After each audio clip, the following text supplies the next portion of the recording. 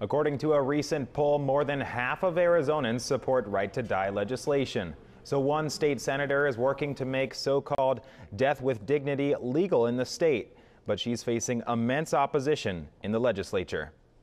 When I sat there holding his hand and watching him take his last breath and struggling to breathe and suffocate to death, it was more than I could bear. State Senator Barbara McGuire knows full well how agonizing the final days can be for patients who are terminally ill. Her father passed away from chronic lung disease. She still keeps a picture of him on her desk in the Senate chamber. He's a great inspiration to me, even though he's gone. And he's one of the reasons she's sponsoring Senate Bill 1136, which would legalize physician-assisted suicide for patients with less than 6 months to live. When there is no quality of life, I don't think that they should be subjected to having to go through torturous suffering. A Behavior Research Center poll done late last year showed 56% of Arizonans would support this legislation. Dennis Flaherty, who himself has a terminally ill diagnosis, counts himself among the majority. There's no recovery. There's no cure.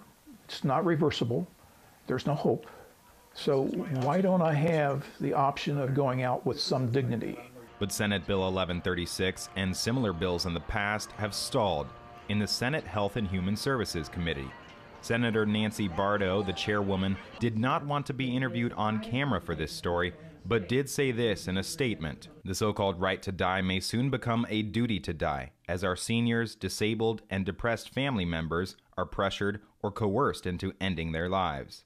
Pro-life groups agree. What they're trying to do here is kill the patient before God is willing to call them. Senator McGuire told me that if the bill doesn't pass committee, which she said is more than likely what will happen, she'll hold a public hearing on the issue sometime in March.